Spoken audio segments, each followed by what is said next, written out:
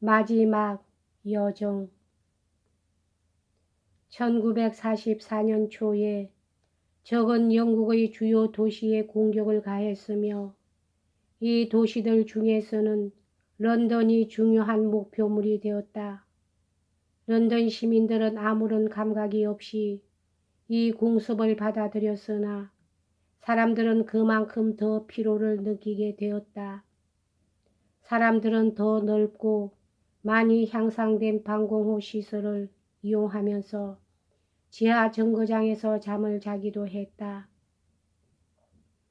웨스트민스터 사원도 런던의 다른 구역들처럼 공습의 예외가 되지 못했다.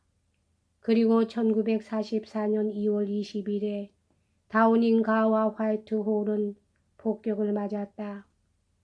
전년도에 클레멘타인은 보건성의 관리들과 아니면 적십자사나 그 밖의 단체들의 임원들과 같이 런던 여러 지역의 방공호들을 몇 번 광범위하게 시찰한 적이 있었다.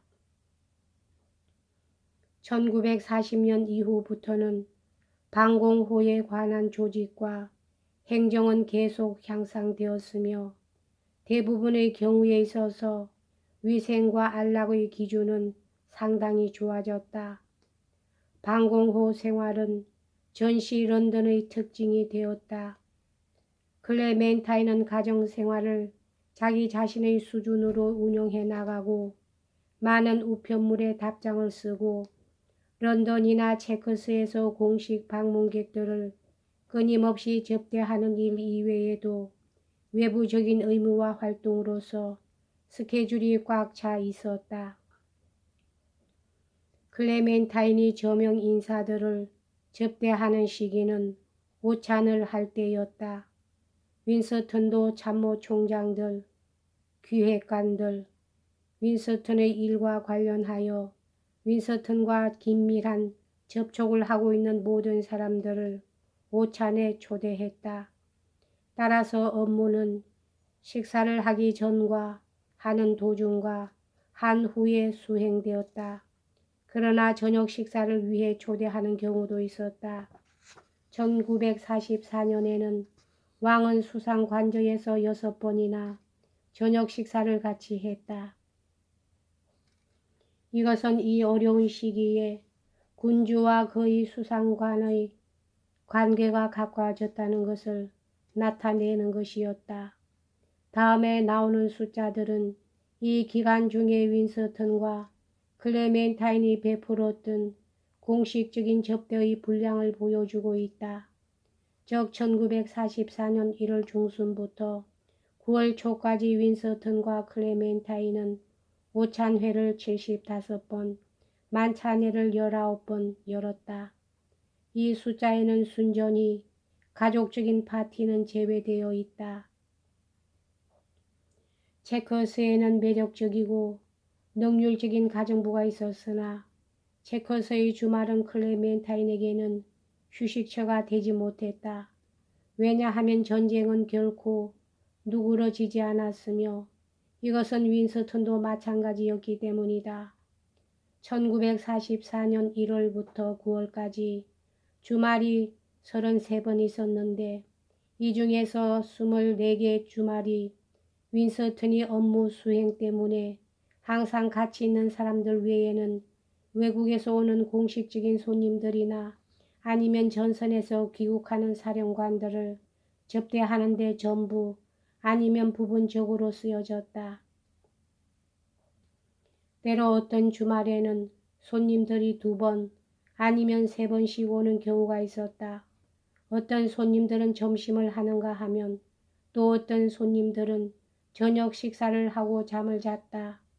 이처럼 손님들이 끊임없이 오고 갔기 때문에 클레멘타인은 상당한 긴장감을 느꼈고 거의 끊임없이 근무 자세를 취했던 것이다. 1944년은 우리 식구들 중의 몇 사람에게는 행복한 해가 되지 못했다. 사라는 파경에 이른 결혼 때문에 생긴 문제를 가지고 아직도 씨름하고 있었다. 사라는 비커와 1941년부터 별거했으나 4년이 지날 때까지 사실상 이혼하지 않았다.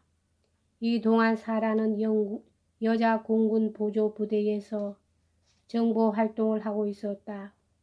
랜돌프도 파멜라와 해결해야 할 개인적인 문제들이 있었다. 이 무렵에 랜돌프는 상당한 긴장감에 휩싸여 있었다. 랜돌프는 1942년 봄에 공군 특수부대에 입대하기 위해서 카이로에 있는 참모부의 직위를 포기한 바 있었다. 이에 4월에 그는 400마일 떨어진 벵가지라는 적지 깊숙이 믿을 수 없을 정도로 위험한 낙하를 감행했었다. 1944년에 랜돌프는 자신이 타고 가던 수송기가 착륙 지점에 불시착하여 화염에 쌓이게 되어 죽을 뻔했었다. 그는 파손된 비행기에서 살아남은 10명 중의 한 사람이 되었다. 랜돌프는 그다지 심한 상처를 입지는 않았으나 무릎과 척추에 가해진 상처를 완전히 회복하는 데에는 얼마간의 시간이 걸렸다. 이러한 혼란과 불안 가운데에서 클레멘타인은 자기 자신을 돌볼 시간이 거의 없었다. 항상 과묵한 클레멘타인은 전시의 생활에서 오는 요구 사항과 자신이 지니고 있는 비밀 보도에서 오는 부담 등으로 인하여 가장 친한 친구들과 가장 신뢰하는 친구들로부터 더욱더 고립되었다. 필자의 생각으로는 클레멘타인은 속을 터놓고 이야기할 수 있는 사람으로는 주로 사라와 필자에 의존한 것 같았다. 그러나 사라와 필자는 우리들 나름대로 해야 할 일이 있었기 때문에 어머니와 자주 자리를 같이 하지 못했다. 클레멘타인은 윈스턴의 동료 가운데에서 진실한 친구들이 몇몇 있었다. 예를 들면 공군 참모총장인 피터 포텔 경과 헤스팅저 이스메이 경과 같은 사람들이 그들이었다. 그러나 전쟁으로 인하여 클레멘타인과 윈스턴 그리고 우리 가족 모두에게 아주 특별한 친구가 된 사람이 있는데 그는 질 위난트라는 미국 대사였다. 질 위난트는 1941년에 영국에 왔는데 5년간 대사직을 맡으면서 그는 모든 계층의 사람들과 친구가 되었다. 성격이 조용하고 대단히 매력이 있는 질은 우리들의 모든 기쁨과 슬픔을 같이 나누면서 곧 우리들 모두의 친구가 되었다. 그는 특히 클레멘타인을 좋아했으며 그녀의 성격과 그녀의 생활에 있어서의 긴장감과 애로점들을 이해했던 것이다. 그러나 클레멘타인은 이러한 성실한 친구들을 갖고 있으면서도 여전히 고독한 여자로 남아 있었다. 1944년이 지나감에 따라 온 국민들은 멀지 않아 언젠가 유럽 대륙에 대한 그렇게 오래 기다렸던 무서운 공격이 시작될 것이라는 것을 의식했다. 영국을 지나가는 방문객들 그리고 외국으로부터 귀국하는 영국인들도 이와 비슷한 생각을 갖고 있었다. 유럽 대륙 공격 일자와 시간에 대해서 알고 있는 사람들은 거의 없었으나 거사는 임박한 것으로 온 국민은 알고 있었다. 역사상 이처럼 큰 비밀이 그렇게 기적적으로 보존된 적은 없었다. 5월 28일에 하급 사령관들이 공격 예정 개시일이 6월 5일이라는 사실을 통고받았을 때 공격군이 있는 모든 진지와 모든 성선 항구는 봉쇄되었고 전화 통신은 금지되었으며 외국 대사관들은 외부 세계와 더 이상 통신 연락을 할 수 없었다.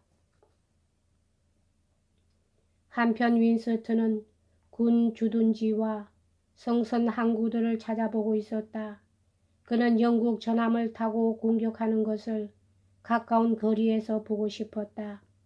클레멘타인은 윈스턴의 심정을 이해했으나 그 생각은 아주 비현실적인 것이라고 생각했다. 윈스턴은 완강히 버티었으나 국왕이 직접 의사를 표시하는 바람에 그 생각을 포기해버렸다.